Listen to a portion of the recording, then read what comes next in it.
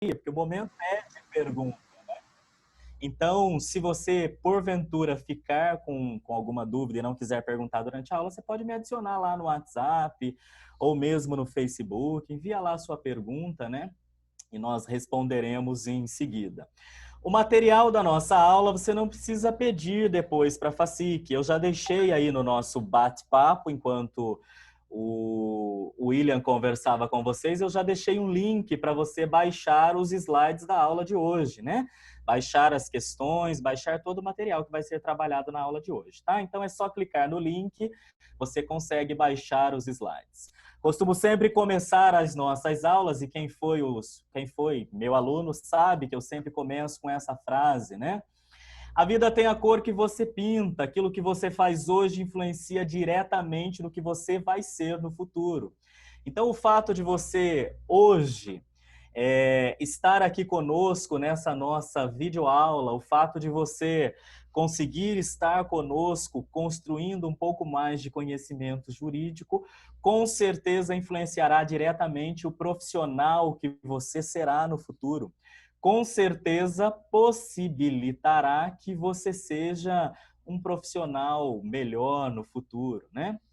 Tudo aquilo que a gente aprende nos auxilia de algum modo, seja para o bem ou seja para o mal, seja diretamente ou indiretamente, algum fundamento, alguma vantagem a gente acaba levando disso. Então, o que eu desejo para você é que você comece a ser agora o profissional que você pretende ser no futuro. Começa a, desde já, agir como o profissional que você pretende ser no futuro, né? Este momento de estudar para o exame de ordem é essencial para que você, no futuro, alcance aí a tão sonhada vermelhinha, sua carteira de advogado, a sua carteira profissional de advogado, né? A aula amanhã, essa aula que nós estamos tendo aqui hoje, estará disponível no YouTube na íntegra. Então, se a sua internet cair por algum modo, né? Se por algum motivo você não conseguir acompanhar a aula aqui conosco, você pode, então, a partir de amanhã, fazer esse acesso da aula no YouTube, fazer esse acesso da aula que o William vai compartilhar com vocês o link da aula de hoje, caso você não consiga acompanhar em totalidade. Combinado? Conforme eu dizia, se você quer algo e acredita que não é capaz de conseguir, você está certo. Se você quer algo e acredita que você é capaz de conseguir, você também está certo. Eu sei que o momento desses estudos é um momento difícil. Esse momento, então, do estudo virtual, do estudo online, é ainda mais difícil. Você precisa estar concentrado. Às vezes o sono bate, às vezes a canseira bate, mas esteja conosco, faça uma força adicional, uma força além para que você consiga aí construir a sua carreira com as melhores cores possíveis, né? Sonho e acredito que encontrarei todos vocês futuramente nos corredores do fórum, né? Os meus alunos todos trabalhando aí como profissionais operadores do direito. Sonho com esse dia e torço para que todos vocês estejam comigo na carreira jurídica, elevando assim o nome da Ordem dos Advogados do Brasil ao mais alto tom, né? Assim espero que todos consigam e estejam comigo muito em breve, muito futuramente. Tá ok? Sem mais delongas, vamos à resolução das questões, então? Começamos, então, com uma primeira questão aí dos exames de ordem anteriores, né? Nós tivemos essa questão aí, ó, no 25º exame de ordem. Não é muito recente esse exame de ordem, tá? Aconteceu muito recentemente aí esse exame de ordem, portanto, não é uma questão assim muito antiga, né? Foi em 2018 agora, no primeiro exame de ordem de 2018. Vamos fazer a leitura e vamos fazer a leitura atenta para que eu consiga apontar para vocês quais os pontos que eu julgo essenciais que vocês observem em cada questão no momento de fazer a resolução.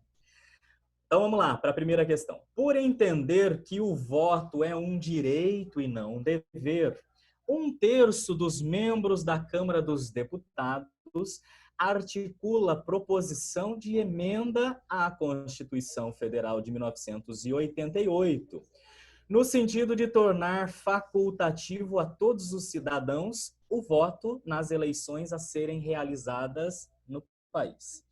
Sabendo que a proposta gerará grande polêmica, o grupo de parlamentares resolve aí consultar um advogado especialista na área. De acordo com o sistema jurídico constitucional brasileiro, assinale a opção que indica a orientação correta a ser dada pelo advogado. Então vamos lá. Alternativa A. Não é possível a supressão por meio de emenda constitucional porque o voto é obrigatório. É considerado cláusula pétrea da Constituição da República de 88. Alternativa B. Não há óbice para que venha a ser objeto de alteração por via de emenda constitucional, embora o voto obrigatório tenha estatura constitucional. Alternativa C. Para que a proposta de emenda constitucional seja analisada pelo Congresso Nacional, é necessária a manifestação de 1/3 de ambas as casas. Alternativa D. A emenda, sendo aprovada pelo Congresso Nacional, somente será promulgada após a devida sanção presidencial. O que eu julgo importante que você observe aí nesse momento, né? Quando você vai resolver essa questão, o que você precisa, em primeiro lugar, olhar aí? Eu já até grifei e apontei aí em caixa alta para você. A alternativa quer saber sobre emenda à Constituição. Cuidado para você não confundir, por exemplo, né, com outras matérias atinentes ao direito constitucional, com medida provisória, né? Aluno de direito costuma confundir os detalhes de emenda à Constituição com medida provisória, e não são as mesmas coisas, são absolutamente diversas. Então, você já vai ligar na sua cabeça a chave aí de emenda à Constituição. Você precisa se recordar de tudo que você estudou acerca de emenda à Constituição para fazer uma boa resposta dessa questão. Você já consegue responder só fazendo a leitura ou não? Não, professor, estudei direito constitucional há muito tempo. Eu não tenho muito bem recordação de como é que funciona a emenda à Constituição, não é? Preparei para vocês um trechinho, né? Preparei para vocês aqui um apontamento com vistas a gente fazer um estudo rápido, um estudo, um remember, né? A gente relembrar um pouquinho sobre emenda à Constituição. Quando você estudou as emendas à Constituição, você estava estudando as espécies normativas, lá em Direito Constitucional 2, tá? Então, na matéria de Direito Constitucional 2, você estudou emenda à Constituição, lei complementar, lei ordinária, lei delegada, medida provisória e decreto legislativo, tá? A primeira delas que você estudou foi exatamente o tema, o X da questão, emenda à Constituição. A emenda à Constituição, conforme você sabe, ela é fruto do poder constituinte derivado reformador, né? Ela visa alterar o texto inicial do constituinte originário. Então, o objetivo é o quê? Mudar a Constituição que foi estabelecida, mudar a Constituição Federal. Estas emendas à Constituição, elas não podem ser feitas de modo absoluto e restrito.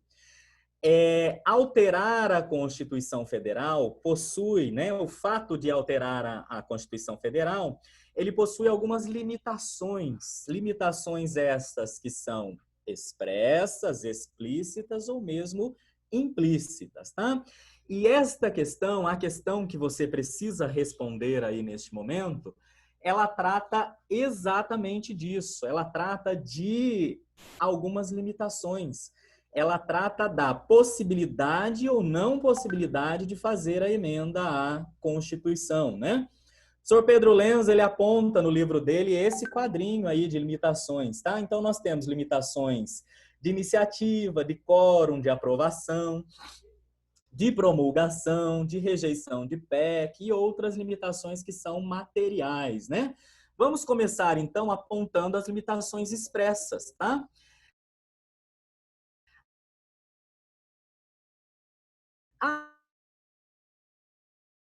as limitações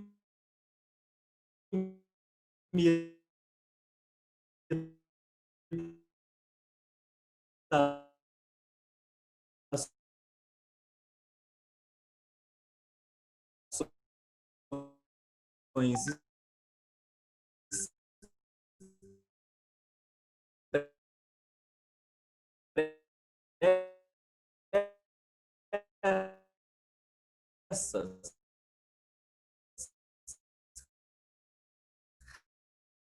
relacionadas à iniciação também poderá acontecer a propositura dessa emenda à Constituição por mais de metade das assembleias legislativas das unidades da federação. No caso aqui, 26 Estados-membros, né? Incluindo-se, nesse caso, também mais de metade da Câmara Legislativa do Distrito Federal, manifestando-se cada uma delas por maioria relativa de seus membros. Então, nesse caso aqui é muito mais difícil, porque mais da metade de todas as assembleias deveriam votar no sentido de querer aquela emenda constitucional, de pedir uma emenda constitucional, de iniciar um procedimento de deflagração de emenda à Constituição. Esse procedimento aqui, já adianto a vocês, é difícil, dificílimo, é muito difícil conseguir um quórum para iniciar uma emenda à Constituição a partir desse formato, né?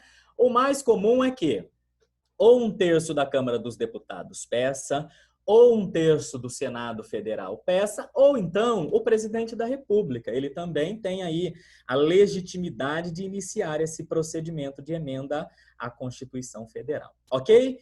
Então, nós temos aqui 4 possibilidades para que isso aconteça. 1/3 da Câmara dos Deputados, ou então 1/3 do Senado Federal, ou então o presidente da República sozinho, ou então o procedimento mais difícil, que é mais da metade das assembleias legislativas dos estados, somadas à Câmara Legislativa do Distrito Federal, e aí aprovando esse pedido por maioria relativa. Professor, o que era mesmo maioria relativa? Eu não tenho ideia, eu não me recordo, não sei mais o que é esse negócio de maioria relativa, né? Vamos relembrar? Você não pode esquecer, hein? Tem que estar sempre revisando isso, porque maioria simples, maioria relativa, maioria absoluta e maioria qualificada, estas aparecem quase que em todo o exame de ordem. Estas aí aparecem em qualquer momento, você vai observar falar disso a todo momento, tá? Então, em primeiro lugar, maioria simples. A maioria simples, ela é também chamada de maioria relativa. E ela corresponde à maioria de votos, desde que presente a maioria absoluta dos membros de determinado colegiado. Ela é calculada sobre o número de presentes na sessão. Então, imaginemos que nós, hoje, lá no Congresso Nacional, imaginamos que o Senado vai votar alguma coisa. E aí, no Senado, nós temos 50 senadores presentes, né? Se nós temos 50 senadores presentes, qual que é o número necessário para aprovar por maioria relativa, por maioria simples, essa nova norma, né? O número necessário é um número superior à metade, tá? Se eu consigo a maioria dos votos dos presentes, eu tenho uma maioria simples, eu tenho uma maioria relativa, tá? É calculada, portanto, sobre o número de presentes. E atenção, que para este caso, como eu calculo sobre o número de presentes, eu preciso que, para iniciar votação, estejam presentes a maioria absoluta dos membros da casa. Professor, e o que é a maioria absoluta? Vamos então à maioria absoluta. A maioria absoluta é aquela definida como o primeiro número inteiro superior à metade, né? Torna-se errado, portanto, dizer que a maioria absoluta é formada de metade mais um, conforme comumente a gente decora, a gente ouve, né? Não é a metade mais um, é o primeiro número inteiro superior à metade. Ué, professor, mas não é a mesma coisa? Não, né? Os matemáticos muito bem saberão aí que não se trata da mesma coisa, tá? Imagine, por exemplo, no Senado Federal, se nós temos um número de 81 senadores. Qual que é a metade de 81? A metade de 81 é alguma coisa e meio, não é isso? Então, se a gente fala em 40 senadores e meio, como é que a gente vai enfiar meio senador lá na casa para votar? Meio voto? Isso não existe, né? É evidente que se eu colocar 81 senadores dentro da casa, eu precisarei, então, do número, né? Do primeiro número inteiro superior à metade. A metade de 81, 40 e meio. Quantos votos eu preciso? 41. Se eu disser, então, que é a metade mais um, eu vou ter que ter necessariamente 41,5 mais um, 42,5. Entenderam o problema? Não guarde com essa história aí de que é o primeiro, que é metade mais um, que você vai se enganar, tá? É o primeiro número inteiro superior à metade dos membros daquela casa. É então calculada a maioria absoluta sobre o número de parlamentares da casa, tá? E não sobre o número de presentes. Então, vamos para um exemplo. No Senado nós temos 81 senadores. Para iniciar uma votação, eu preciso que quantos estejam presentes? Eu preciso necessariamente que 41 estejam presentes para eu iniciar a votação. E se eu iniciar a votação com 41, para aprovar uma lei com maioria absoluta, quantos votos eu preciso? Vou precisar dos 41 votos, porque a maioria absoluta do Senado é igual a 41. E se eu quiser aprovar com maioria simples? Se eu quiser aprovar com maioria simples, eu preciso ter presentes a maioria absoluta. A maioria absoluta, 41. Então, presentes na casa precisam estar os 41. Mas para aprovar por maioria simples, quanto é que eu preciso? Eu preciso apenas de um número superior à metade destes presentes. E um número superior à metade desses presentes, quanto é? Vou precisar de quantos? Pelo menos 21 votos. Entendeu o quê? É muito mais fácil aprovar por maioria simples do que por maioria absoluta. O número de votos é sempre muito menor nesse caso, tá? A maioria qualificada, por sua vez, é muito mais difícil, né? A maioria qualificada exige número superior ao número da maioria absoluta. Geralmente cita-se nesse caso, né? Cita-se aí, a Constituição apresenta aí 2/3 ou 3/5, né? Às vezes a Constituição diz, para aprovar é preciso 2/3. Às vezes diz, para aprovar é necessário 3/5, tá? Essa também, ela é calculada sobre o número de parlamentares da casa e não sobre o número de presentes. Então, maioria qualificada do Senado, 1/3 não dos presentes, mas 1/3 dos membros do Senado, ou 3/5 dos membros do Senado. Compreenderam a diferença? Alguém ainda tem alguma dúvida sobre essa questão de maioria, maioria absoluta, maioria qualificada? Se tiver dúvida, precisa estudar de modo aprofundado, não pode carregar esta dúvida, tá?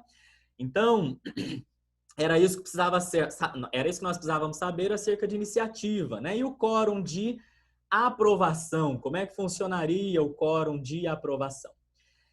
Você já sabe que a iniciativa deve ser de 1/3 ou dos membros da Câmara dos Deputados ou dos membros do Senado Federal, né? Mas e para aprovar? É 1/3 também? Não, para aprovar o quórum é diferente. Eu preciso necessariamente possuir 3/5 dos votos dos respectivos membros. Então, tenho que ter, para aprovar a emenda à Constituição, que vai ser votada em cada casa do Congresso Nacional em 2 turnos, eu preciso ter 3/5. Então, vota primeiro, de repente, lá no Senado Federal. 3/5 dos membros do Senado têm que votar favoravelmente. E se aprovou, vai para outra casa, né? Vai, de repente, lá para a Câmara. 3/5 dos membros da Câmara, tá? E aí 3/5 calculados lá naquela forma qualificada que acabamos de estudar. O quórum de aprovação, então, de emenda à Constituição, ele é muito mais difícil, né, do que o quórum de aprovação de lei ordinária ou de lei complementar, né? Uma com quórum de maioria absoluta, outra com quórum de maioria simples, tá? Então, se eu aprovo uma emenda à Constituição com quórum diferente desse, deu certo? Não, deu errado, né? Não funcionou. Tenho aí um erro formal, um defeito formal nesta emenda à Constituição. A forma está incorreta, né? Promulgação, como é que funciona a promulgação? A promulgação está lá no artigo 60, parágrafo 3º. Outra imposição formal é que a promulgação da emenda seja realizada pelas mesas da Câmara dos Deputados e do Senado Federal, com seu respectivo número de ordem. E aí, nesse caso, esta emenda à Constituição será encaminhada diretamente para a promulgação, inexistindo, nesse caso, a necessidade de sanção ou veto presidencial. O presidente precisa sancionar a emenda à Constituição? Não, ela tem quórum especial de votação, ela tem quórum especial de aprovação, de modo que não há qualquer necessidade de que o presidente ele faça aí a sanção ou o veto dessa emenda à Constituição. Beleza até aqui? Tranquilo? Nenhuma dúvida? Se tiverem, acenem aí com a mãozinha que os meninos abrem o microfone para vocês, beleza? Outra limitação circunstancial é a PEC rejeitada, né? Se eu tiver uma proposta de emenda à Constituição que for rejeitada ou havida por prejudicada, né? De repente a emenda à Constituição foi rejeitada ou não foi votada por algum motivo, tá? A matéria constante da proposta de emenda à Constituição que seja rejeitada ou havida por prejudicada não pode ser objeto de nova apresentação na mesma sessão legislativa. Então, eu não posso, né, colocar em votação a mesma emenda à Constituição, o mesmo tema, a mesma temática na mesma sessão legislativa. E se eu fizer isso, estarei diante de um vício de inconstitucionalidade, tá ok? Não é possível fazer isso, não podemos fazer isso, então, sob pena de vício aí de inconstitucionalidade neste caso, né? Temos ainda limitações que são circunstanciais, outros casos em que não poderá haver emenda à Constituição. Também não pode haver emenda à Constituição se nós estivermos em um momento de intervenção federal, estado de defesa, estado de sítio, né? Qualquer desses problemas que a gente venha a ter, eles impedem que a gente tenha uma emenda à Constituição. Professor, o que é mesmo intervenção federal, estado de defesa, estado de sítio? Infelizmente, nesse momento, a gente não consegue falar de intervenção, estado de defesa, estado de sítio, né? Esses 3 tópicos, só eles reunidos, dariam aí, seja uma aula de uns 50 minutos, né?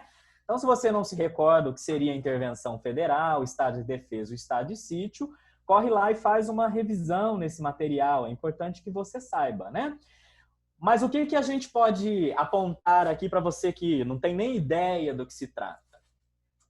São coisas que acontecem em momentos excepcionalíssimos da República, né? Em momentos excepcionalíssimos do nosso Estado de Direito. São ocasiões assim muito graves, muito sérias. Nós estamos tendo problema aí de guerra entre um estado e outro. Nós estamos tendo problema de que um estado está de algum modo brigando com o outro, né? Tem uma briga ali do governo de Minas com o governo do estado de São Paulo. Talvez seja o caso de intervenção federal. Nós estamos mediante uma guerra, né? A Venezuela resolveu invadir o Brasil para uma guerra. Talvez seja o caso de estado de defesa, estado de sítio. Ou então nós estamos numa greve, epidemia nacional, né? Talvez seja o caso de estado de sítio, tá?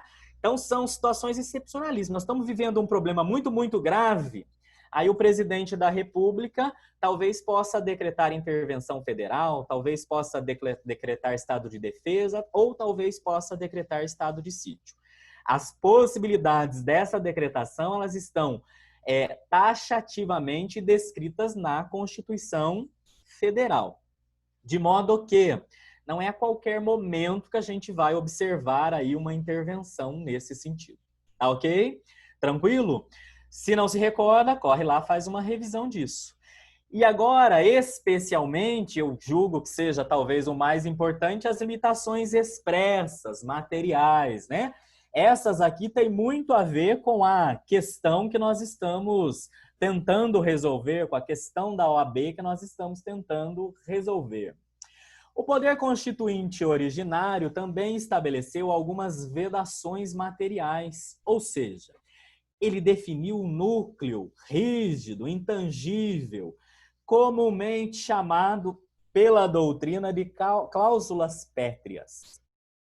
Nesse sentido, não será objeto de deliberação a proposta de emenda tendente a abolir, né?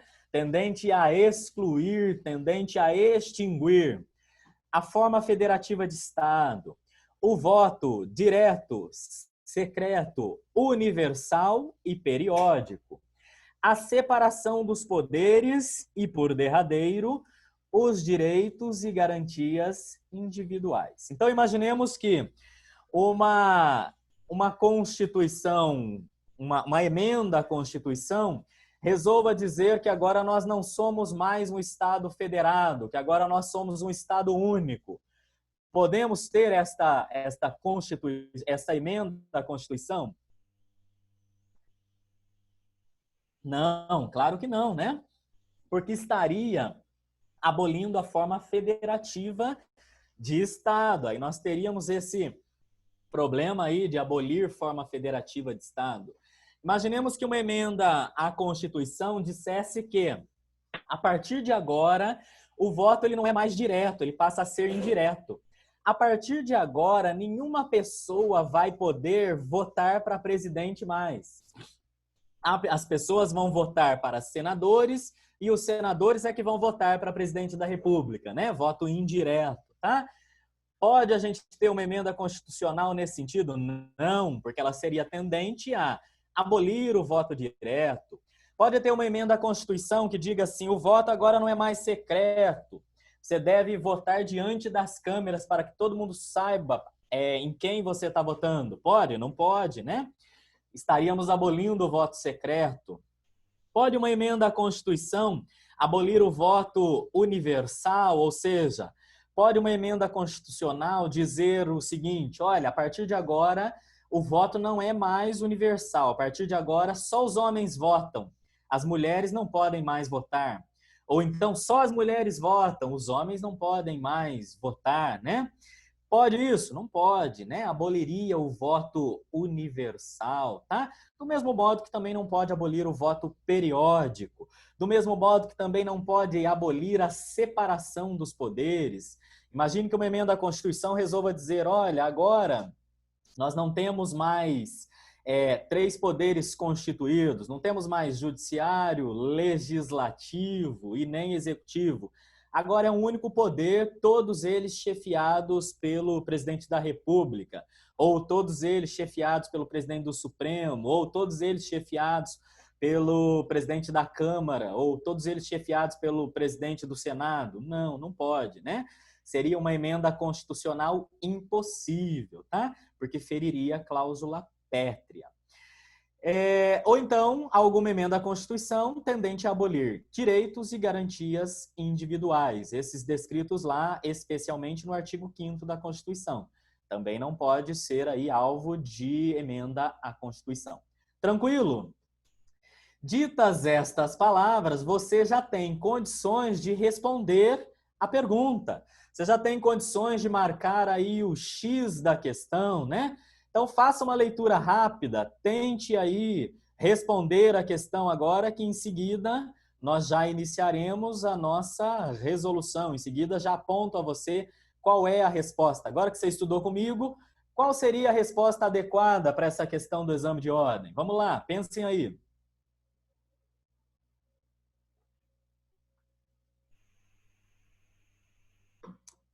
Será que a alternativa A não é possível a sua supressão por meio de emenda à Constituição, porque o voto obrigatório, ele é considerado cláusula pétrea da Constituição Federal de 88?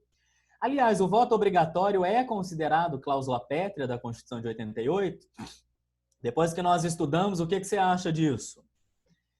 Alternativa B, não há óbice para que venha a ser objeto de alteração por via de emenda constitucional, embora o voto obrigatório tenha estatura constitucional. Será que é isso? O que você acha? A proposta, para que a proposta, ou então a alternativa C, né, para que a proposta de emenda constitucional seja analisada pelo Congresso Nacional, é necessária a manifestação de 1/3 de ambas as casas. É isso? Foi isso que dissemos aí nos nossos estudos. Para deflagrar o procedimento de emenda à Constituição, eu preciso de 1/3 de ambas as casas do Congresso Nacional, 1/3 dos senadores e mais 1/3 dos deputados. Alternativa D, a emenda, sendo aprovada pelo Congresso Nacional, somente será promulgada após a devida sanção presidencial. Será que é isso? Preciso da sanção do presidente para aprovar? E aí, o que vocês acham? Ah, professor, não sei, eu estou aqui pensando, mas eu ainda estou em dúvida. Quando você fica em dúvida, você precisa tentar eliminar as alternativas que te afigurem mais absurdas, né? E aí me parece que tem duas alternativas aí que se afiguram mais tranquilas, mais fáceis de você riscar, né? Eu acho que dá para arriscar facilmente a alternativa C. Você não acha que dá para arriscar a alternativa C? Não estava escrito lá que o processo precisa ser deflagrado por no mínimo 1/3 da Câmara dos Deputados ou do Senado Federal? Não era isso que estava escrito? Ou um ou outro. Então, me parece que a alternativa C, ela está errada, né? Por que ela estaria errada? Embora esteja falando em 1/3, está falando em 1/3 de ambas as casas. 1/3 de ambas as casas é diferente de 1/3 só do Senado ou de 1/3 só da Câmara dos Deputados. Perceberam a pegadinha dessa alternativa? Era uma pegadinha, né? Então precisa tomar cuidado aí com essa pegadinha nesse sentido, tá? Essa alternativa estaria errada, né? É 1/3 ou de uma casa ou da outra casa, e não 1/3 de ambas as casas. A D também me parece que é fácil da gente riscar, a alternativa D, né? A promulgação da emenda será realizada pelas mesas da Câmara dos Deputados e do Senado Federal. E ela será encaminhada diretamente para a promulgação, inexistindo sanção ou veto presidencial. E aí, se inexiste sanção ou veto presidencial, o D está flagrantemente incorreto, tá? A emenda, sendo aprovada pelo Congresso Nacional, somente será promulgada após a devida sanção presidencial? Não. Não há necessidade de sanção presidencial em caso de emenda à Constituição. Nós precisamos de sanção presidencial em outras formas de normas, né?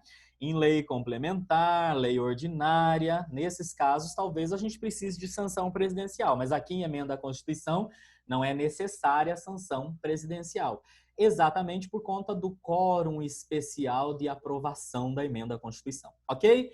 Então, restaram duas alternativas. Ficou fácil agora, não ficou?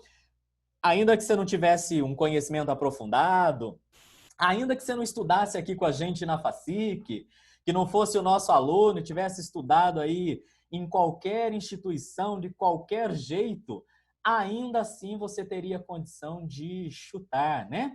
Mas você que estudou conosco na FACIC terá, com toda a certeza absoluta do mundo, facilidade para acertar a questão, né? É possível ou não é possível essa emenda à Constituição? O que você acha? Se você acha que ela é possível, é uma alternativa. Se acha que ela não é possível, é a outra alternativa, né? Então vamos lá. O que diz a alternativa B? Não há óbice para que venha a ser objeto de alteração por via de emenda à Constituição, embora o voto obrigatório tenha estatura constitucional. Voto obrigatório tem estatura constitucional? Com toda certeza, né? Voto obrigatório está lá na Constituição Federal. Então, tá certa essa? Não sei, me parece que não. Olha, ó, não é possível a sua supressão por meio de emenda à Constituição, porque o voto obrigatório é considerado cláusula pétrea da Constituição da República. O voto secreto, o voto obrigatório, ele é considerado cláusula pétrea? O que você acha? Vamos lá para o texto da Constituição. Não será objeto de deliberação a proposta de emenda tendente a abolir o voto direto, secreto, universal e periódico. Tá certa essa alternativa, então? O que você acha? Tá certa lá a alternativa que diz que o voto obrigatório é cláusula pétrea? Não, me parece que essa alternativa não estaria correta, né? Professor, mas eu marquei essa como correta. Foi pegadinha da OAB. A OAB queria te derrubar e, com certeza, se você marcou ela, conseguiu te derrubar, né? O que está escrito ali na Constituição é que é cláusula pétrea, o voto direto, secreto, universal e periódico. Está escrito voto obrigatório ali? Não, professor, mas está escrito o voto. E se o voto está escrito, é o voto. Não. Uma coisa é o voto direto, outra coisa é o voto obrigatório. A sua obrigatoriedade de votar é diferente da sua possibilidade de votar por meio direto, de votar por meio secreto, de votar por meio universal e periódico, né? Uma coisa é uma coisa, outra coisa é outra coisa, tá? Olha onde que a gente encontra na Constituição da República o voto direto e secreto, tá lá no 14. A soberania popular será exercida pelo sufrágio universal e pelo voto direto e secreto, com valor igual para todos, né? O alistamento eleitoral e o voto direto são obrigatórios para os maiores de 18 anos, tá? Então, o X da questão estava nessa questão. Voto direto, ele tem estatura constitucional, ele está na Constituição, mas ele não é cláusula pétrea. A possibilidade, então, de se alterar o voto direto para um voto indireto, ela existe e pode ser feita por meio de emenda à Constituição. Se eu altero aqui o parágrafo 1º do artigo 14, eu já resolvo esse problema, né? Eu ainda vou continuar tendo o direito ao voto direto, continuo tendo o direito, eu só não sou mais obrigado a votar. Eu continuo tendo o direito ao voto secreto, continuo tendo direito ao voto secreto, eu só não sou mais obrigado a votar.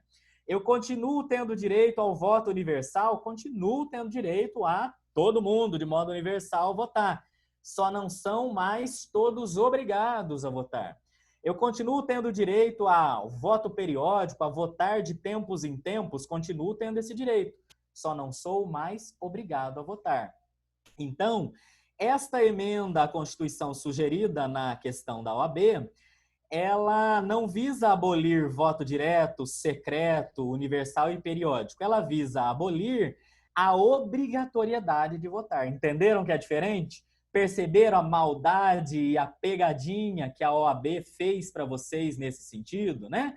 Visava aí só, de alguma forma, não mais te obrigar a votar. A partir de uma emenda à Constituição, você não teria mais essa obrigatoriedade, tá? Então, quando a gente vai dizer lá, quando a OAB vai dizer lá na alternativa A, não é possível a supressão por meio de emenda à Constituição, porque o voto obrigatório é cláusula pétrea, está falando uma mentira. O voto obrigatório não é cláusula pétrea, né? O voto direto, secreto, aí sim é cláusula pétrea. O obrigatório, não. A obrigatoriedade de votar não é cláusula pétrea. Então, a alternativa correta só pode ser a alternativa B. Não há óbice para que venha a ser objeto de alteração por via de emenda à Constituição, embora o voto obrigatório tenha estatura constitucional, ou seja, está lá na Constituição Federal, mas não é uma cláusula pétrea, tá? Essa é a alternativa correta. Todo mundo acertou? E aí, conseguiram? Não, professor, eu fui pego pela pegadinha. Nunca mais pode cair numa pegadinha desse gênero de novo. Cuidado, hein? Não caia nesse gênero de pegadinha de novo. Muitas vezes a gente, quando está assistindo a videoaula, a gente se cansa, né? A gente cochila, a gente se dispersa, vai responder o WhatsApp, o Facebook, né? Então, para que a gente não dê uma dispersada com outras coisas, vamos dispersar aí com coisas do direito, né? A deusa Têmis, e como cultura jurídica, cultura do direito, ela é considerada aí o símbolo maior do direito, né? O símbolo maior da justiça, tá? A deusa Têmis, segundo consta, né? Tem os olhos vendados para que a justiça seja imparcial, tem uma balança nas mãos para simbolizar que a justiça deve se pautar pelo equilíbrio, né? Tem aí uma espada nas mãos para representar a força e o cumprimento das decisões judiciais, tá? Então, esta a deusa Têmis. Modernamente, a deusa Têmis é representada sem a venda nos olhos. Então, no passado, nós tínhamos a deusa Têmis representando o direito com a venda nos olhos, para representar uma justiça que é cega.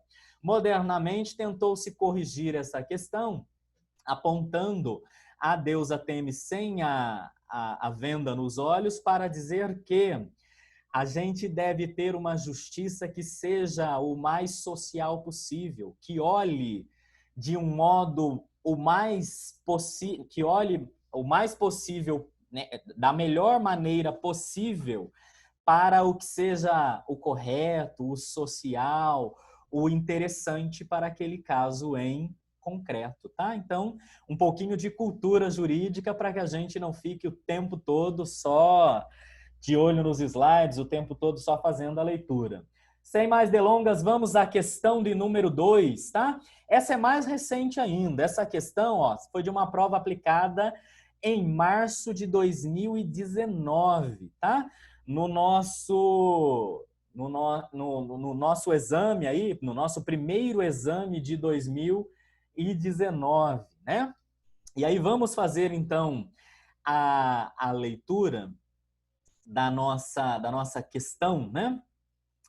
A população do estado X, insatisfeita com os rumos da política nacional e os sucessivos escândalos de corrupção que assolam todas as esferas do governo, inicia uma campanha pleiteando a separação do restante da Federação Brasileira. Um plebiscito é, então, organizado e 92% dos votantes opinaram favoravelmente à independência do Estado. Sobre a hipótese, com base no texto constitucional, assinale a alternativa correta. Sobre o que essa questão fala e o que ela pede? Ela te pede a correta, então ela não te pede a alternativa incorreta, né? E aí ela te pede conhecimento sobre possibilidade de secessão, sobre possibilidade de que um Estado da Federação se retire da Federação Brasileira. Então, imagine que o Estado de São Paulo não queira mais continuar no Brasil, queira ser agora um país separado, o país São Paulo. Ou que os estados do sul, né? Do sul do país, eles resolvam fazer um país em separado. Vai se chamar País do Sul, União da República dos Estados do Sul. Pode isso acontecer? Será que pode haver uma secessão aí? É isso que a questão está pedindo de você. Olha as alternativas. Diante do expressivo quórum favorável, a separação do Estado X, a Assembleia Legislativa do referido ente deverá encaminhar ao Congresso Nacional proposta de emenda constitucional que, se aprovada, viabilizará a secessão do Estado X. Alternativa B. Para o exercício do direito de secessão, exige-se lei estadual do ente separatista, dentro do período determinado por lei complementar federal, dependendo ainda da consulta prévia mediante plebiscito às populações dos demais estados, após divulgação dos estudos de viabilidade apresentados e publicados na forma da lei. Será que está correta essa? Alternativa C. Diante da autonomia dos entes federados, admite-se a dissolução do vínculo existente entre eles, de modo que o Estado X poderia formar um novo país. Mas, além da aprovação da população local por meio de plebiscito ou referendo, seria necessária a edição de lei complementar federal autorizando tal separação. Será que é essa? Alternativa D, a forma federativa de Estado é uma das cláusulas pétreas que norteiam a ordem constitucional brasileira, o que conduz à conclusão de que se revela inviável o exercício do direito de secessão por parte de qualquer dos entes federados, o que pode motivar intervenção federal. Será que é esta? Será que é esta a alternativa? É este o X da questão? Então você precisa se recordar aí se existe ou não a possibilidade de secessão, quais que seriam os requisitos para essa secessão, caso exista, e precisa também se recordar um pouquinho de intervenção federal, né? Está falando um pouquinho de intervenção federal aí. Vamos tentar fazer a resolução, tentar responder esta alternativa, então? Do que é que a questão especificamente está falando? Está falando do direito de secessão. O que é o direito de secessão? Algum Estado federado, algum ente federado, resolve seccionar, resolve se separar dos demais estados da federação. Você deve ter estudado isso lá em História nos movimentos separatistas brasileiros.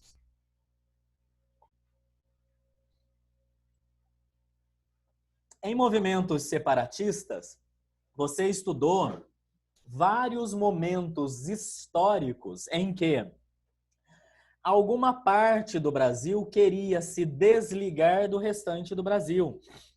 Alguma parte do Brasil desejava deixar de fazer parte do Brasil e passar a ser um país sozinho, né? Um país fora do Brasil, um outro país. Várias foram, então, as revoluções e os movimentos nesse sentido.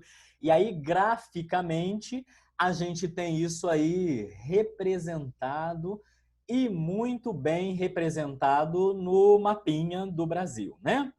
Professor, eu não lembro nada de movimento separatista. O meu professor de história não me falava nada disso. Eu não consigo nem lembrar disso. Aí precisa fazer revisão sobre quais foram os movimentos separatistas no Brasil, sobre quais foram aí esses acontecimentos, sobre quais foram estes momentos de acontecimento no Brasil, tá? Faça a revisão, tente se recordar. Os movimentos em si, eles não são assim tão importantes para resolver a questão. Você só precisa saber que se tratava de alguns estados, alguma parte do Brasil tentando sair fora do Brasil, tentando pular fora, né, do nosso pacto federado. E aí, quando você estudou lá Direito Constitucional 2, você estudou características da federação. Uma das características era inexistência do direito de secessão. Então, não se permite, uma vez criado o Pacto Federativo, o direito de separação, de retirada desse pacto federativo, né? Nesse sentido, a retirada, ela poderá, inclusive, ensejar decretação de intervenção federal no estado rebelde, no estado rebelante. Então, o estado de São Paulo quer pular fora do Brasil, quer ser o país São Paulo, né? Quer deixar de fazer parte do Brasil. Pode fazer isso? Imagine que o governador do estado de São Paulo comece a publicar nas redes sociais que a partir do dia tal, o estado de São Paulo não é mais parte do Brasil, agora é só o estado de São Paulo, é o país São Paulo, né? Se o governo de São Paulo faz isso, ele pode fazer? Em primeiro lugar, não pode fazer. Essa é a primeira resposta, mais importante, né? E o segundo apontamento é que se vier a divulgar algo do gênero, a falar algo do gênero, esta seria uma das hipóteses de intervenção federal, de possibilidade do governo federal intervir num dos Estados-membros. Está lá no 34, inciso 1º da Constituição Federal. Além disso, o artigo 60, parágrafo 4º, no inciso 1º, né, vai prever a questão das nossas cláusulas pétreas. Uma das cláusulas pétreas, conforme já estudamos na aula de hoje, é a forma federativa do Estado. Se nós estamos em forma federativa, não pode um dos estados requerer saída da forma federativa, entendeu? Isso seria aí uma ofensa à cláusula pétrea constitucional. Então, você já entendeu que, seja do ponto de vista do 34, inciso 1º, ou do ponto de vista do 60, parágrafo 4º, é impossível fazer essa secessão, essa separação, né? Isso não seria possível. Esse slide nós já estudamos nessa aula mesmo, né? Não será objeto de emenda à Constituição qualquer proposta tendente a abolir a forma federativa de Estado, tá? Então, qual que seria a resposta? Esta é facinho de responder, esta questão aí seria bem tranquila de você responder, né? A alternativa D seria a correta. Vamos ver por que as demais não estão corretas? Alternativa A. Diante do expressivo quórum favorável à separação do Estado X, diante do expressivo quórum favorável à separação do Estado X, a Assembleia Legislativa de referido ente deverá encaminhar ao Congresso Nacional proposta de emenda à Constituição. Pode ser alvo de emenda à Constituição alguma coisa pedindo secessão, né? Um pedido de secessão? Claro que não. Você já sabe que o pacto federativo não pode ser rompido, né? E se não pode ser rompido, no caso é cláusula pétrea, essa alternativa, então, estaria incorreta em razão disso, tá? Alternativa B, para o exercício do direito de secessão, em primeiro lugar, você já sabe que não existe direito de secessão. Agora, com os nossos estudos, você já está sabendo disso, né? Em segundo lugar, a OAB continuou aqui com uma pandeguada, com uma galera de informação, um monte de informação legal e informação que, inclusive, é constitucional, né? O que a OAB estava tentando fazer contigo? Te conduzir a um raciocínio de um outro acontecimento constitucional que tem essas regras. Então, eu vou ler as regras e talvez você se lembre que você já viu isso em algum lugar.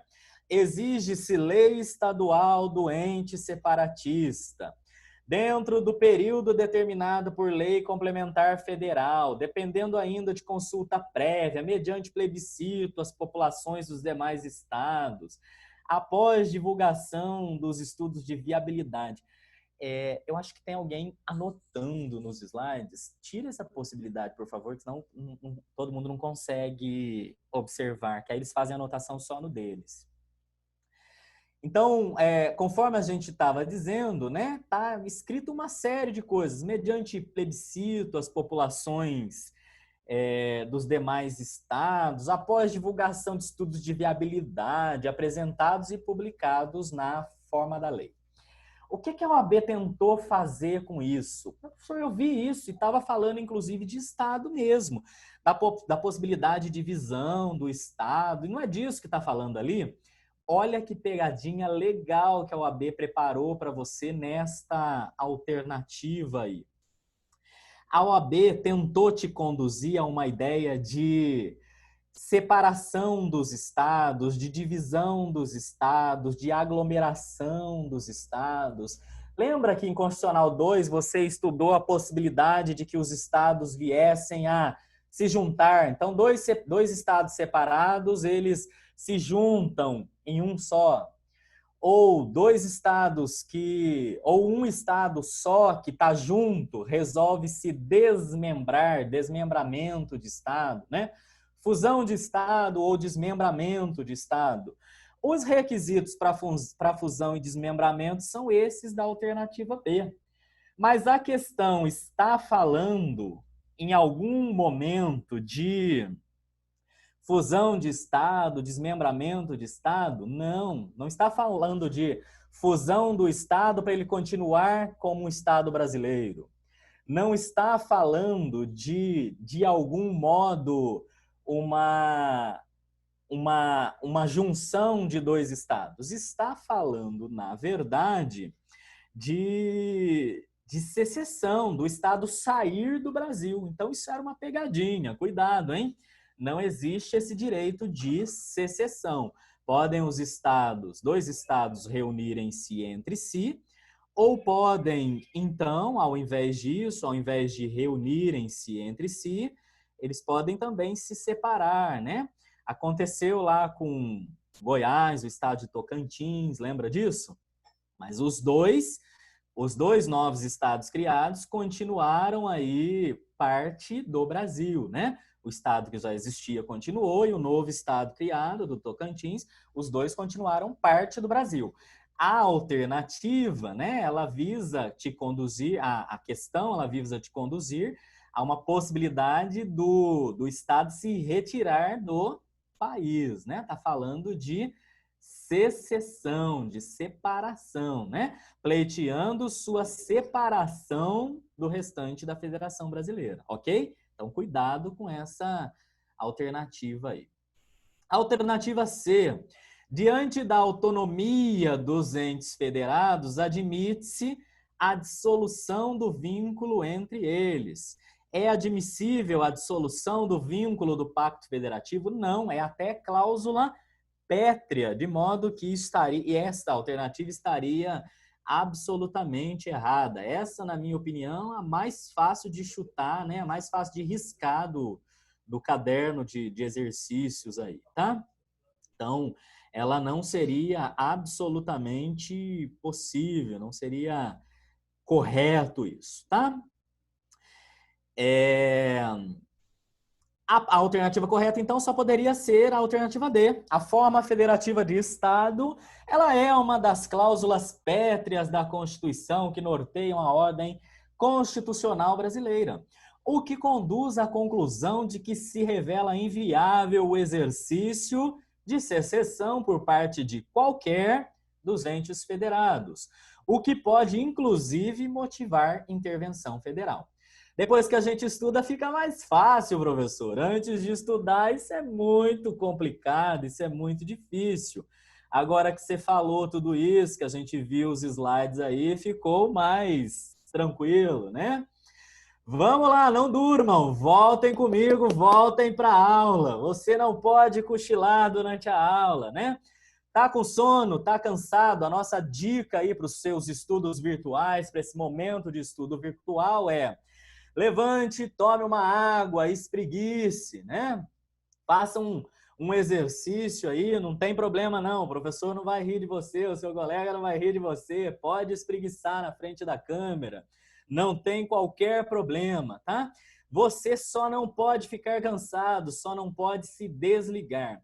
Vale a mesma dica para todas as demais aulas virtuais. Você sabe, esse semestre a gente ainda vai continuar boa parte do semestre em modo virtual, né? Não dá para voltar ainda. Então, para as nossas aulas virtuais, tenha sempre em mente esta possibilidade de assiste um trechinho, levanta, espreguiça, toma uma água, come uma maçã, volta e continua assistindo, né? Faz um exercício, volta e continua assistindo. Se você ficar numa sequência de muito tempo, sei lá, 50 minutos numa videoaula, a tendência é que o seu cérebro se canse e você não mais absorva nenhum conteúdo. Então, volta aqui com o seu professor, não se cansa não, vamos continuar, que nós ainda temos algumas questões, ainda temos muito conteúdo para trabalhar hoje, né? Nós estamos aí exatamente às 20h20 e nós ainda temos um bom período de aula, né? Nós ainda temos bastante tempo de aula. Tá ok? Vamos lá para a nossa questão 3 do exame de ordem, então, ou para a nossa questão 3 aí, a terceira questão que foi selecionada para os nossos estudos, né? Questão bastante recente também dos exames de ordem, né? Procurei trazer para vocês as mais recentes, tá? Foi aplicada agora no primeiro exame de ordem, né? 2020, o primeiro, tá? Diante das intensas chuvas que atingiram o estado Alfa, que se encontra em situação de calamidade pública, o presidente da República, ante relevância e urgência latentes, ele edita a medida provisória XX de 2019, determinando a abertura de crédito extraordinário para atender as despesas imprevisíveis a serem realizadas pela União, em decorrência do referido desastre natural. A partir da situação hipotética narrada, com base no texto constitucional vigente, assinale a alternativa correta. O que é importante que você sublinhe nessa questão e que você fixe aí na sua cabeça? Nós não estamos mais falando de emenda à Constituição. Agora nós estamos falando de algo que é muito similar à emenda à Constituição. Você, inclusive, estuda junto. Por quê? Porque tem umas regras ali que são parecidas, o nome tem certa similitude, também tem a ver com direito constitucional, você tende, às vezes, confundir uma coisa com a outra. Mas é uma matéria que é próxima da outra, tem similitude? Não, são matérias absolutamente diversas, né? A similitude, né? A semelhança, ela para aí na proximidade do nome, no momento em que é estudada, né? Estudamos em Constitucional 2, tudo juntinho ali, no início de Constitucional 2, mas são coisas absolutamente diversas. Então, vira a chave da sua cabeça. Não estamos mais falando de emenda à Constituição, estamos falando de medida provisória. Emenda à Constituição visa alterar a Constituição Federal. Medida provisória altera a Constituição Federal? É claro que não, né? Medida provisória, se aprovada, terá força de lei e não de texto constitucional e não de emenda à Constituição. Compreenderam? Beleza?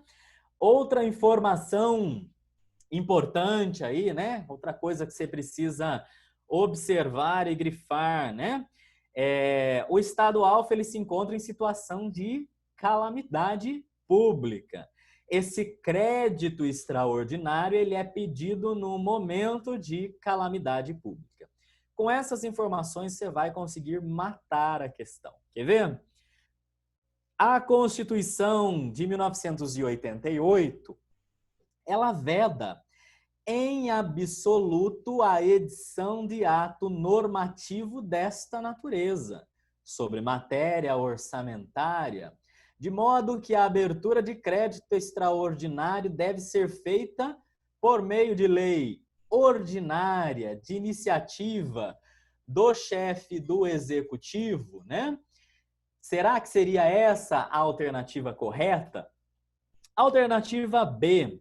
A Constituição de 1988 veda a edição de ato normativo desta natureza, em matéria de orçamento e créditos adicionais suplementares, mas ressalva a possibilidade de abertura de crédito extraordinário para atender às despesas imprevisíveis e urgentes, como as decorrentes de calamidade pública. Será que seria isso?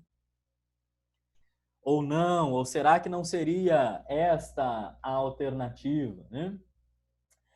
Eu vou pedir a todos os nossos colegas, os nossos alunos, para que não rabisquem o slide antes do momento de responder, né? Se você fica rabiscando o slide, você prejudica o seu colega que quer fazer a leitura do slide, que quer observar, né? Então, não atrapalhe os seus colegas, tá? Se for grifar, se for fazer alguma coisa, faça pequenos grifos, de modo que você não atrapalhe os colegas, né?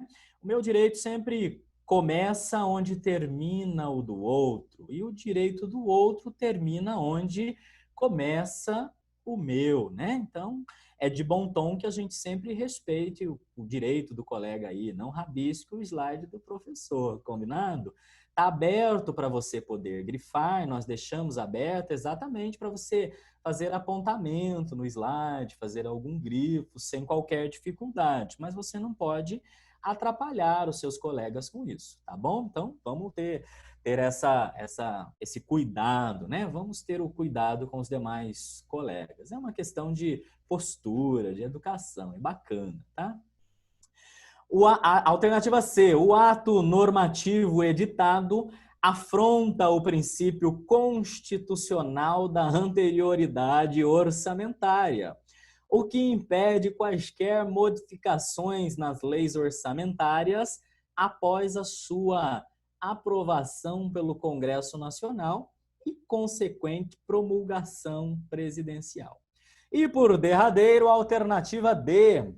O ato normativo editado é harmônico com a ordem constitucional, que autoriza a edição de medidas provisórias que versem sobre planos plurianuais, diretrizes orçamentárias, orçamentos e créditos adicionais, suplementares e extraordinários, desde que haja motivação razoável. E aí, o que você acha?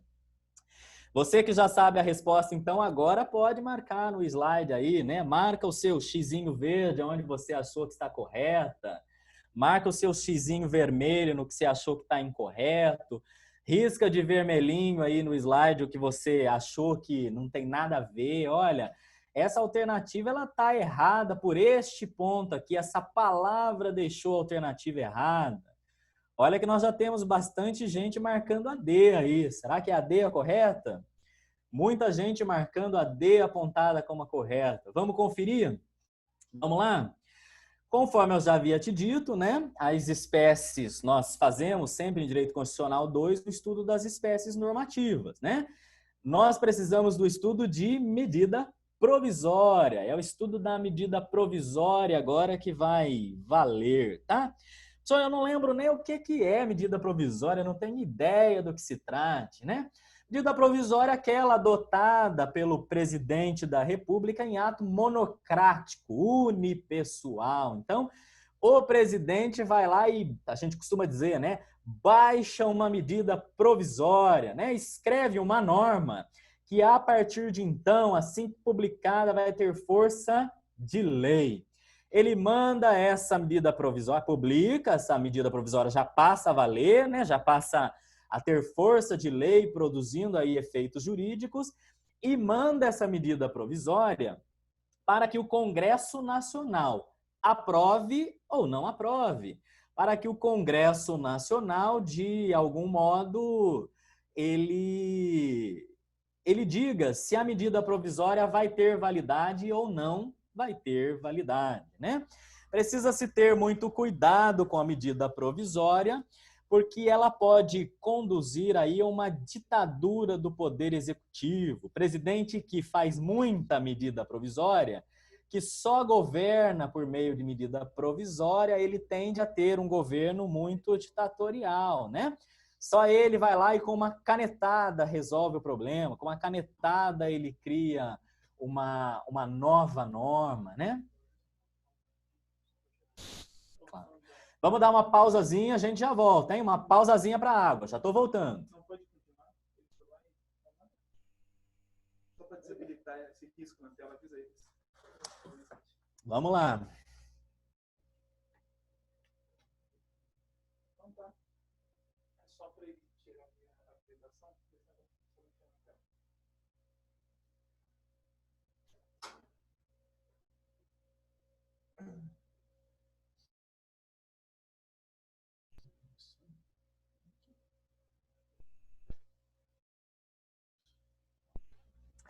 Maravilha, voltamos então.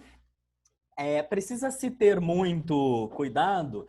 Nós estávamos desabilitando as anotações, porque nós temos aí uns colegas que não respeitam os demais colegas, né? Então, quando a gente não sabe usar a ferramenta direito, quando a gente tem pessoas com dificuldade de usar a ferramenta corretamente, é preciso desabilitar um recurso que seria excelente para você marcar a alternativa correta aí, não é? Então, a gente evitar problemas de que vocês não consigam observar o slide, precisamos desabilitar, paciência. Agora você tem o chat lá aberto para você, de repente, apresentar a alternativa que você julga correta, para você, de repente, falar lá no chat alguma coisa que você pretenda falar, né? Eu estou vendo que tem aqui, nesse momento, alguém com a mãozinha levantada. O Jefferson Alves, acho que ele tem alguma pergunta. Vamos abrir para o Jefferson, vamos ver o que ele pretende perguntar? Jefferson, eles vão abrir o seu áudio, assim que abrir você pode fazer o seu questionamento, tá ok?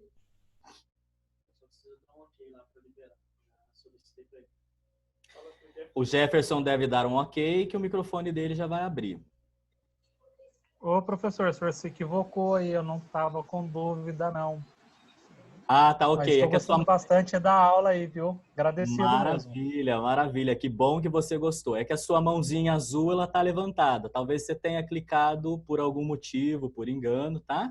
Então, é só desabilitar. Assim que habilitar, a gente abre de novo. Mas maravilha. Okay.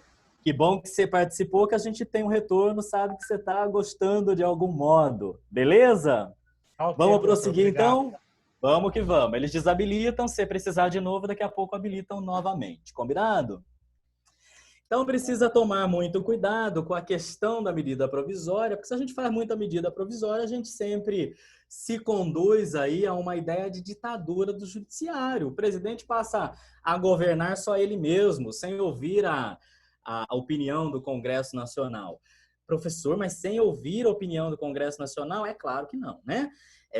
A medida provisória vai ser votada pelo Congresso Nacional, de modo que o Congresso Nacional pode derrubar esta medida provisória, né? O próprio nome já diz, ela é provisória. Mas, quando se usa muito a medida provisória, no período em que ela ficou em vigor, nós vamos ter problema de segurança jurídica, uma série de dificuldades de segurança jurídica, o que é muito complicado, né? Então, medida provisória, ela deve ser reservada às situações de relevante urgência, né? De uma relevante situação que demande aí uma urgência da medida, tá? Só nesses casos. Precisa tomar cuidado que ultimamente se utiliza a medida provisória para tudo, né? E não é a maneira correta de se fazer, não é o mais adequado para o caso. Beleza?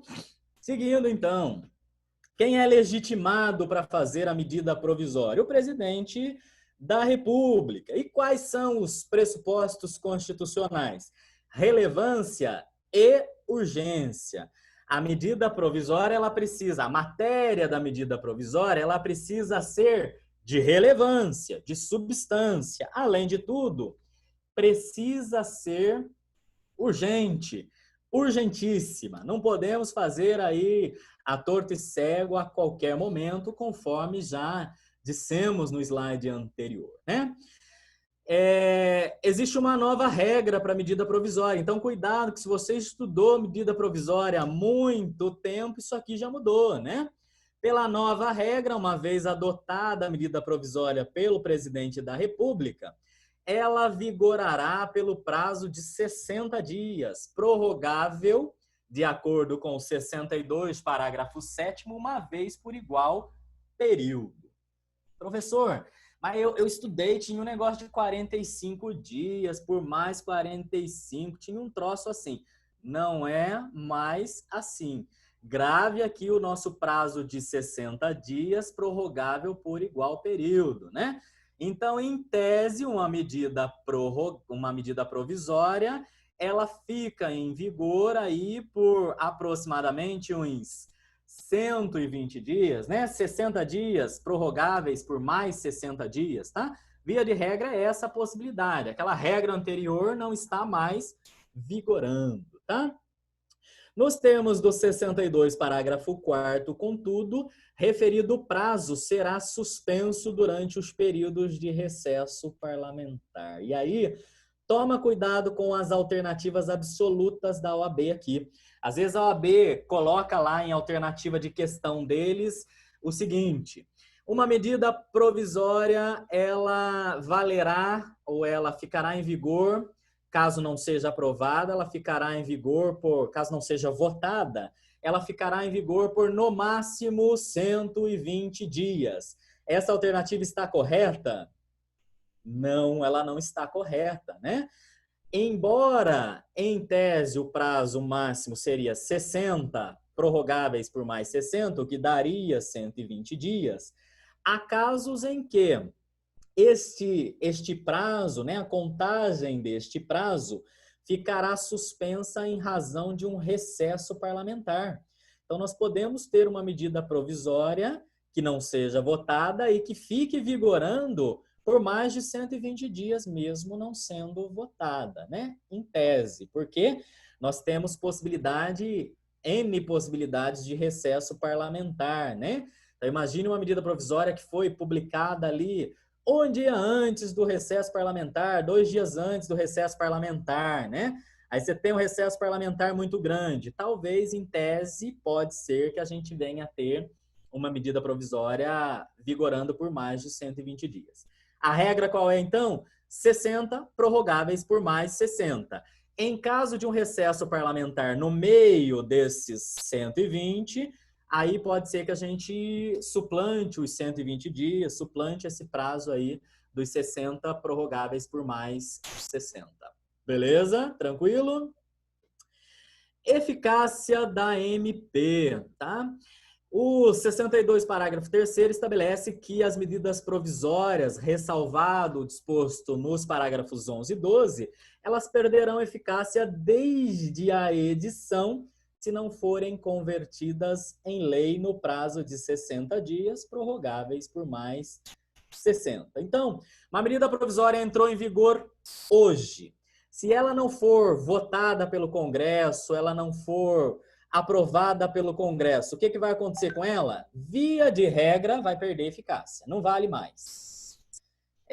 Não vale mais? Como assim, professor? Então, o presidente disse que eu podia fazer um negócio por meio de uma medida provisória e agora o Congresso não aprovou, eu não posso mais fazer, não está mais valendo? Exatamente isso. Perde a eficácia, né?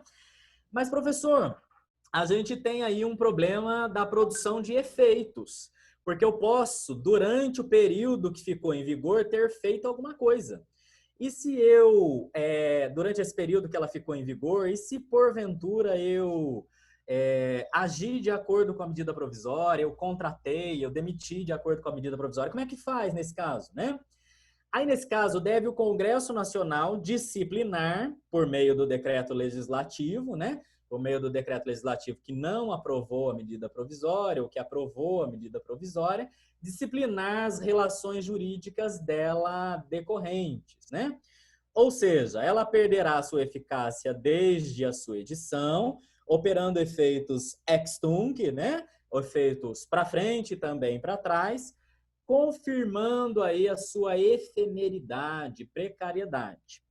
Pode, entretanto, o Congresso Nacional dizer que não, olha, nós não estamos aprovando, ela não vai valer, mas quem agiu de acordo com a medida provisória até aqui, até o dia de hoje, até esse momento, estes atos serão válidos. Só daqui para frente que não vai valer mais. Então, o Congresso, por meio de votação, pode dizer que aquela medida provisória vai deixar de valer a partir daquela determinada data do decreto legislativo. Tranquilo? Entendeu o problema de segurança jurídica que a gente tem numa medida provisória? Pode ser que você faça alguma coisa com base na medida provisória e você não consiga eficácia para isso que você fez, porque ela era provisória e não foi aprovada pelo Congresso Nacional. Ela perdeu eficácia nesse sentido. Existem algumas vedações materiais à edição de medidas provisórias. O presidente pode editar qualquer coisa por meio de uma medida provisória, ele pode escrever qualquer coisa lá na medida provisória que vai ter força de lei? Não. Tem coisas que não podem ser alvo de medida provisória. Tem matérias, né, limitação material, que não podem ser alvo de edição de medidas provisórias. Está lá no parágrafo 1º, ó. É vedada a edição de medidas provisórias sobre matéria. Inciso 1º, relativa a nacionalidade, cidadania, direitos políticos, partidos políticos e direito eleitoral. Direito penal, direito processual penal, direito processual civil.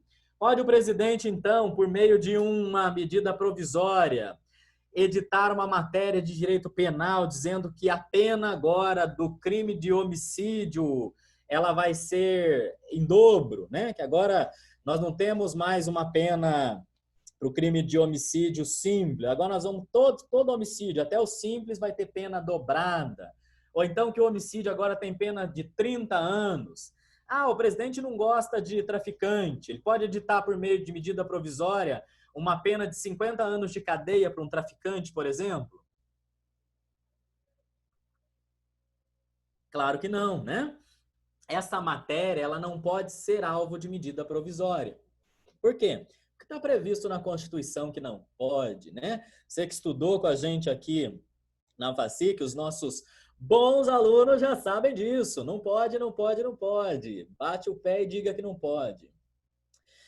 Planos plurianuais, diretrizes orçamentárias, orçamentos e créditos adicionais e suplementares, ressalvado o previsto no artigo 167, parágrafo 3º.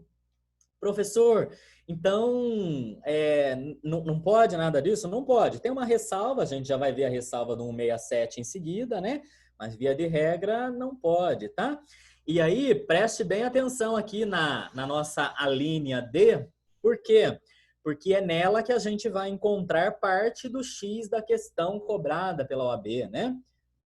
É vedada a edição de medidas provisórias relativa a planos plurianuais, diretrizes orçamentárias, orçamentos e créditos adicionais e suplementares. Então, via de regra, posso fazer uma medida provisória para um crédito suplementar, para um orçamento adicional, para um orçamento suplementar? Via de regra, não. Quando é que eu talvez pudesse fazer?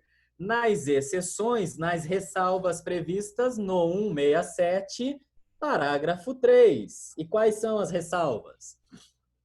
A abertura de crédito extraordinário somente será admitida para atender as despesas imprevisíveis e urgentes, como as decorrentes de guerra, comoção interna ou calamidade pública, observada o disposto no 62. 62 que a gente estava fazendo a leitura detida aí, né? Por que eu grifei despesas imprevisíveis e urgentes e calamidade pública? Porque a OAB também apontou isso lá na questão dela, no caput da questão, né? E apontou exatamente para para te conduzir a uma resposta correta, né? Para a questão, para te conduzir ao X da questão, tá? Então vamos fazer a leitura de novo? Diante das intensas chuvas que atingiram o estado Alfa, que se encontra em situação de calamidade pública, o presidente da República, ante a relevância e urgência latentes, edita medida provisória determinando a abertura de crédito extraordinário para atender às despesas imprevisíveis realizadas pela União, em decorrência do referido desastre natural, né? E aí, observe que ele apontou calamidade pública, desastre natural, despesas imprevisíveis. Apontou todas essas questões para você, exatamente para te conduzir aí ao X da questão, tá? E aí, qual é a alternativa correta, então? Você que agora já estudou, aponte para o professor aí qual seria a alternativa correta nesse momento. Aponta lá no chat para gente. A, B, C ou D. Vamos ver. Participa que você não cochila. Participa que você não se cansa, né? Faz aí a sua participação no nosso chat. Qual seria a alternativa correta para essa questão? Qual seria o X da questão, o X da nossa questão? Será que a Constituição veda em absoluto a edição de tal ato normativo? Será que a Constituição veda de algum modo tal ato normativo, né? Será que o ato normativo afronta o princípio constitucional da anterioridade orçamentária? Será que o ato normativo, o ato editado é harmônico com a ordem constitucional? O que você acha aí nesse momento? O que você imagina que seria o correto para esse ponto? Bastante gente respondendo a alternativa B, né? Bastante gente apontando a alternativa B como a correta. Vamos à nossa resposta, né? Então, o parágrafo primeiro vai dizer que é vedada a edição de medida provisória sobre crédito adicional e suplementar, mas é vedada, ressalvada a disposição do 167. Qual é a disposição do 167? Se se tratar de despesas imprevisíveis e urgentes em caso de calamidade, então só nesse caso é que o presidente poderia editar a medida provisória, né? E aí a nossa resposta, com toda certeza, você já matou, é a alternativa B. A Constituição de 88, ela veda a edição de ato normativo dessa natureza em matéria de orçamento e créditos adicionais e suplementares, mas ressalva a possibilidade de abertura de um crédito extraordinário para atender despesas imprevisíveis e urgentes, como as decorrentes de calamidade pública. Observou que a OAB fez questão de colocar aqui, de copiar e colar um trechinho do texto do artigo exatamente para evitar eventuais recursos dessa prova? Então, se você estuda a lei seca, se você faz a leitura da lei seca, você com toda certeza teria aí maiores facilidades para responder essa questão, né? Você teria aí uma facilidade grande para responder a essa questão. Por que a alternativa A está errada? Está errada. A Constituição de 88 veda em absoluto a edição de tal ato normativo? Não, em absoluto não. Tem ressalvas, né? Acabamos de estudar uma ressalva. Por que a C está errada, né? O ato normativo editado afronta o princípio constitucional da anterioridade orçamentária, o qual impede quaisquer modificações nas leis orçamentárias. Depois de feita a lei orçamentária, eu não posso modificar em nenhum ponto. Não posso fazer nenhuma modificação? Não, há casos em que eu posso fazer modificação, né? Acabamos de apresentar um exemplo de possibilidade de modificação em caso de calamidade pública, né? Despesa urgente, despesa imprevisível. E por derradeiro, o ato normativo editado é harmônico com a ordem constitucional que autoriza a edição de medidas provisórias, né? que versem sobre planos plurianuais está autorizada toda vez que o presidente fizer alguma coisa nesse sentido? Pode? Não. Somente nos casos de despesas imprevisíveis e urgentes decorrentes de calamidade pública. Do contrário, não pode versar sobre plano plurianual, diretrizes orçamentárias, orçamento, crédito suplementar, né? De modo que essa alternativa está errada. Isso não é autorizado por meio de medida provisória, a não ser que esteja dentro da exceção atualmente apresentada, a exceção que eu acabei de te apresentar. Tranquilo? Beleza? Vamos que vamos para a nossa questão 4. A questão 4, ela é a última questão que trabalharemos na nossa aula de hoje, né? Você deve observar que no material eu separei para você 7 questões. Então, eu não sabia qual era o tempo que nós teríamos para a aula de hoje, de modo que separei 7, se desse tempo, a gente continuava por mais tempo, né? Como não dá tempo, você já vai ter o material, já deixei aí no chat o link. Se você chegou atrasado, corre lá no início do chat e baixa o material, né, os slides de hoje, que você vai encontrar também as demais questões. Se você tiver dúvidas sobre as demais questões que não serão trabalhadas aqui em aula, até às 6 da manhã, tem gente dizendo aqui no chat que eu posso ir até às 6 da manhã, não posso não. A gente vai fechar a FACIC daqui a pouco, né? Os funcionários, eles têm horário de trabalho, infelizmente não podemos continuar. Mas serviu já de um início. Nós teremos outros, né? Outros preparatórios de exame de ordem, e aí, inclusive, com mais tempo, com tempos maiores, né? Amanhã também teremos o mesmo exame de ordem com outra matéria, e depois de amanhã nós teremos aqui conosco o professor Márcio, que vai tratar do direito penal aí com vocês, né? Aconselho, inclusive, que venham as próximas aulas, tenho certeza que serão muito frutíferas, tá? Sobre o direito constitucional, a gente vai responder essa última questão e, em seguida, encerraremos a nossa aula. Mas, se você estiver com dúvida, eu também deixei perto do link onde você vai baixar lá o material, né? Também deixei o meu WhatsApp, também deixei o meu Facebook. Adiciona lá o professor no Facebook, não tem problema não. Me mande uma mensagem no Facebook, né?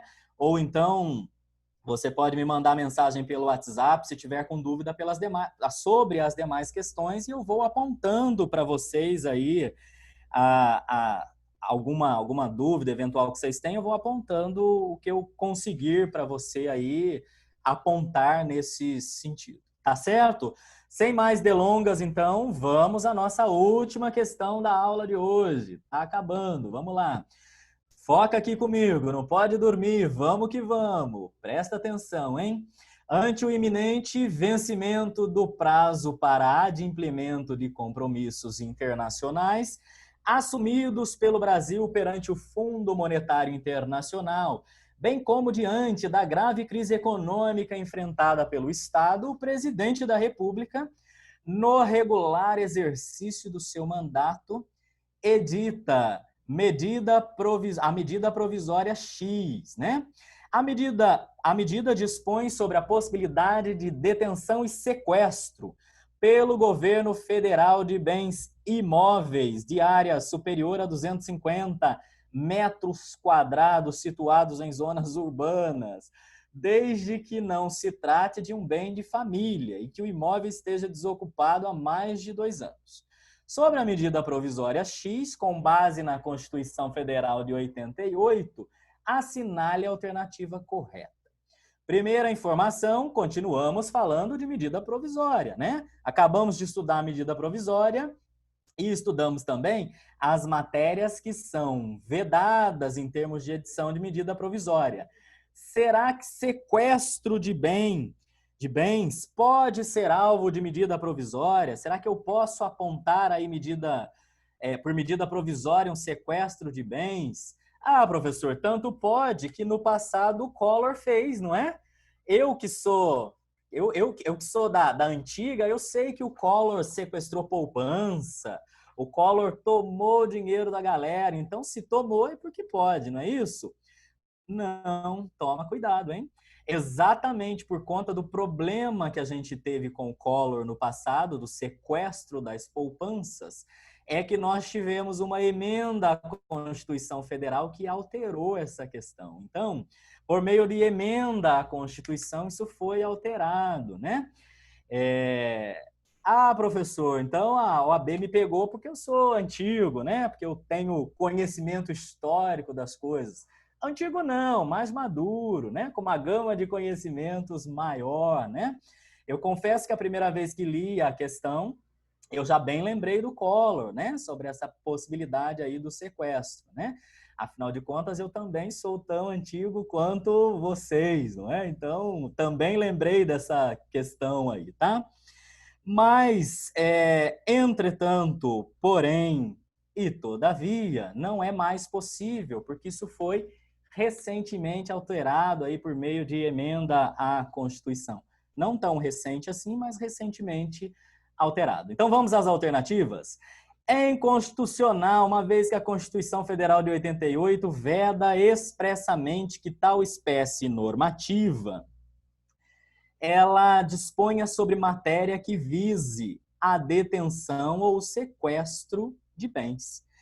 É inconstitucional, pois trata de matéria já regulamentada pelo legislador ordinário, qual seja a possibilidade de desapropriação de bens imóveis urbanos por necessidade de utilidade pública.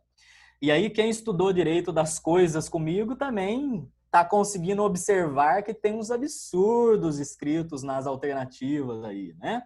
Então, se você é do direito das coisas, você lembrou de um monte de coisa que a gente falava em direito das coisas também, tá?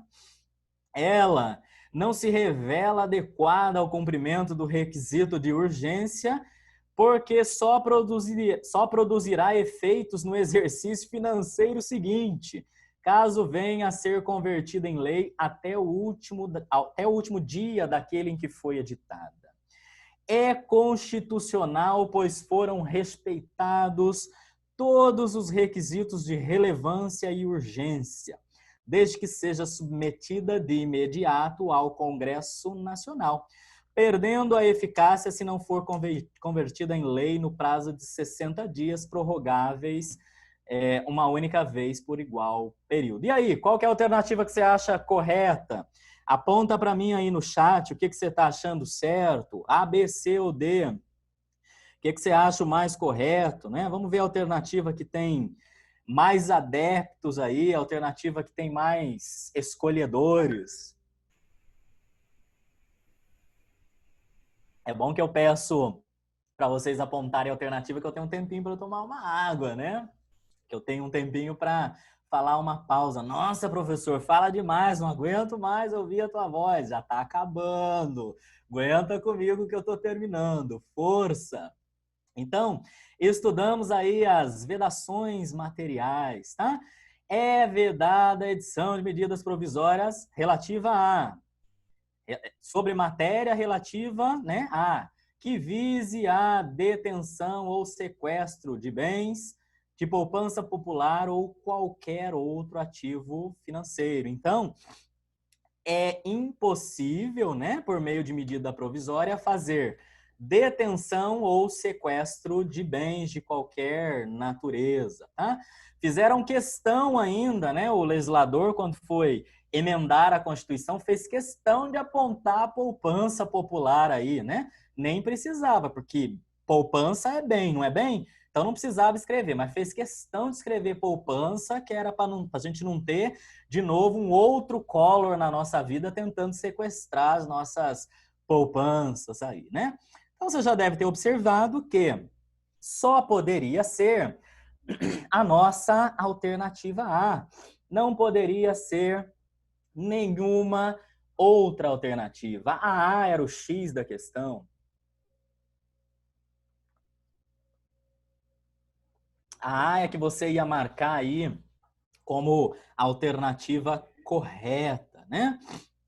A B, você já observa aí que não é possível, né? Essa desapropriação por esses motivos apontados na questão, tá? Você também ia observar que a medida provisória, né, mesmo com requisito de urgência, exclusivamente por conta do requisito de urgência, ela produz efeitos imediatamente.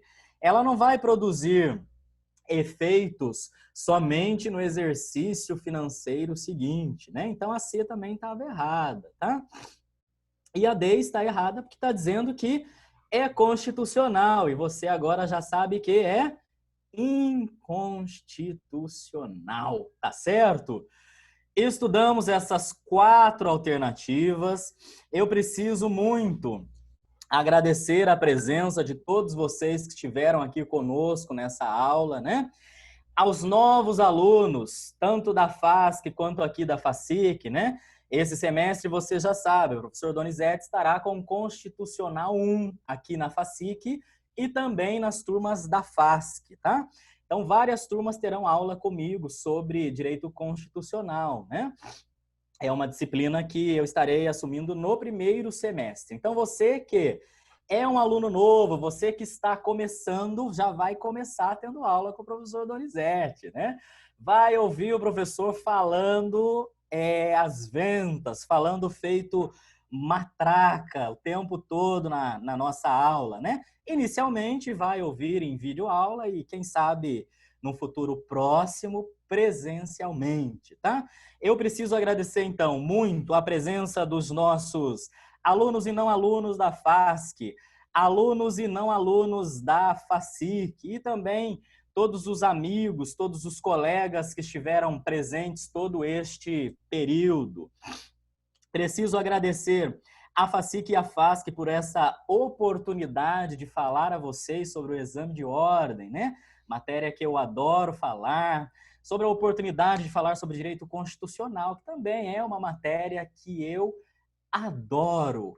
Por derradeiro, desejo a vocês que vão prestar exame de ordem próximo, né? O exame de ordem próximo aí, que estão pertinho de prestar exame de ordem. Desejo a vocês bons estudos, sorte e sucesso. Estou à disposição para ajudá-los no que precisarem. Precisarem de material e eu tiver, eu estou à disposição para ajudar, tá?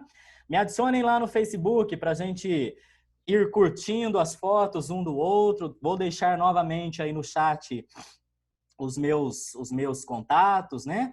O William vai copiar e colar, então, para vocês aí agora, já no nosso chat, os meus contatos e também o link para você baixar o material. Então, quem entrou atrasado, né, que não viu o meu WhatsApp, não viu o meu Facebook, não viu o link para baixar o material, o William vai deixar aí para vocês todos, tá ok?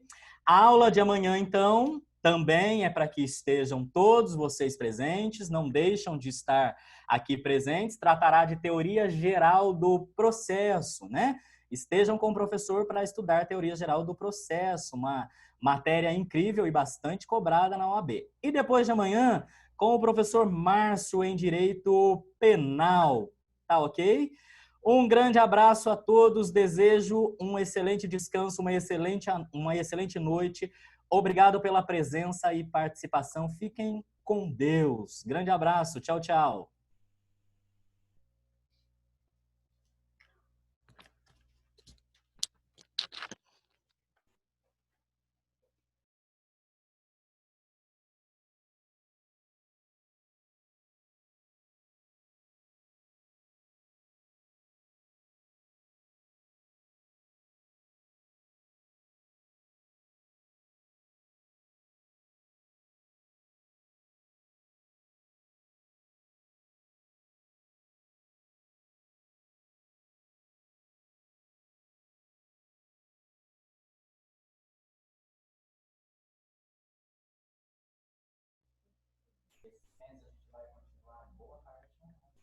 Eu vou conversar um pouquinho com eles. Pede para ele liberar o som lá para mim da galera, Robson.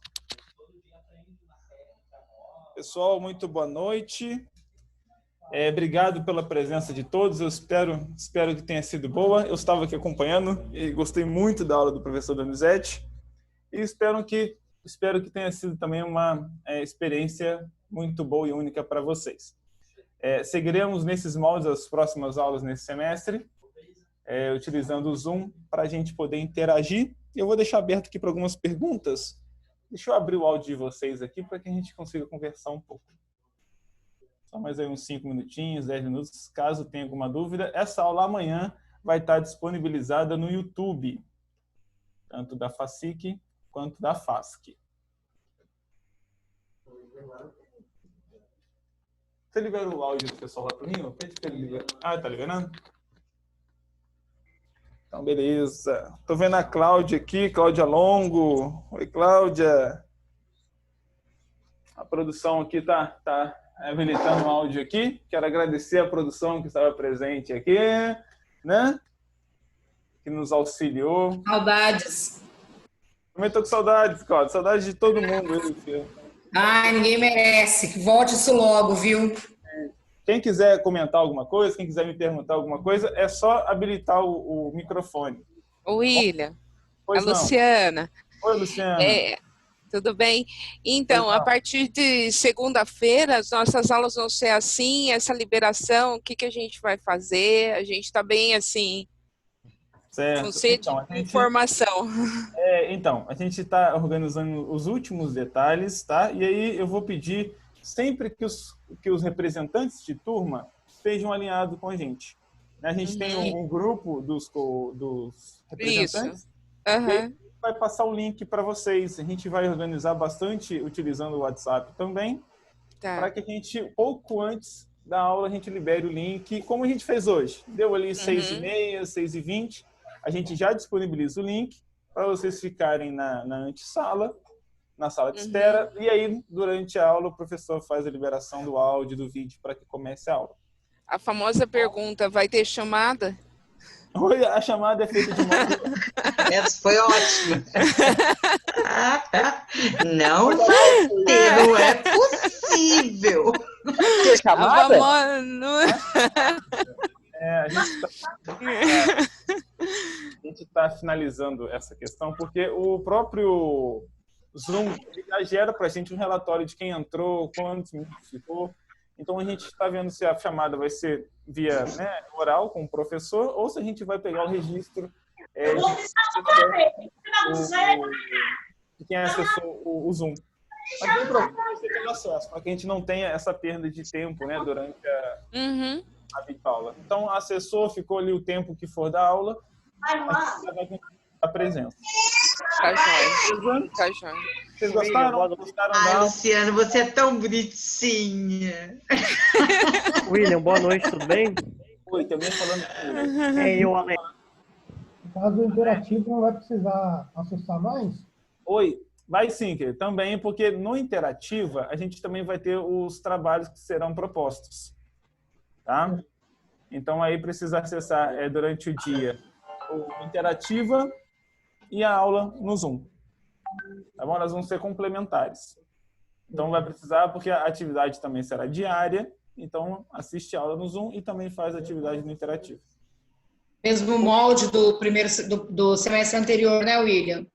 As questões das atividades, sim. Tá? Beleza. Os mesmos moldes. William, boa noite, tudo bem? Mais Alex, Oi, Alex aqui. Tudo bem? Boa noite. Tudo É o bem, seguinte, querido. eu tenho uma pergunta para te fazer. Ela foge um Pois pouco da questão aqui do... Pedagógico. Questão pedagógica. É mais para a questão de estágio e atividade complementar. Perfeito. Como que está sendo a entrega das atividades complementares nesse período de pandemia? Ela pode ser feita por e-mail. Por e-mail Tá? mesmo? Isso. Deixa eu ver se eu consigo colocar o e-mail aqui para vocês. É que eu também sou novo no Zoom, tá, gente? Então, assim, eu não tô... Tranquilo. não tô habilitado. Se você quiser me mandar no grupo dos representantes também, pode perfeito. mandar. Eu vou mandar lá. É comunicafacic@gmail.com. É bem fácil. Beleza, tranquilo, é fácil. Tá? E o seguinte também, Com aquele relatório, aquela folha de beleza. requerimento. Beleza, tranquilo. Outra pergunta que eu tenho para te fazer é o seguinte, essa aí é questão minha mesmo. Eu não fiz o cadastro que foi solicitado previamente para estar participando da aula. Estou participando, mas eu não tenho esse cadastro. Teria como eu estar fazendo esse cadastro para eu no final, parece que gera um certificado, né? Manda para a gente no WhatsApp, tá? Porque com o seu, ou por e-mail, no mesmo e-mail, comunicafacic@gmail.com, que a gente gera para você, tendo em vista a sua presença de hoje. Beleza, Tá? tranquilo. É porque o que aconteceu, quando a gente anunciou, muita gente ficou interessado, então acaba que o WhatsApp acaba demorando um pouco mais a resposta pelo volume de pessoas. Entendi. Então, até para quem aí não tem recebido o link de forma antecipada, mas aí você manda lá para a gente que a gente gera assim, conferindo a sua presença aqui. Tá bom? Beleza. Obrigado. William. Oi. William. Oi. Sidney, tudo bem? Fala, Sidney, tudo bem? Ótimo. Deixa eu te perguntar uma coisa. A grade já saiu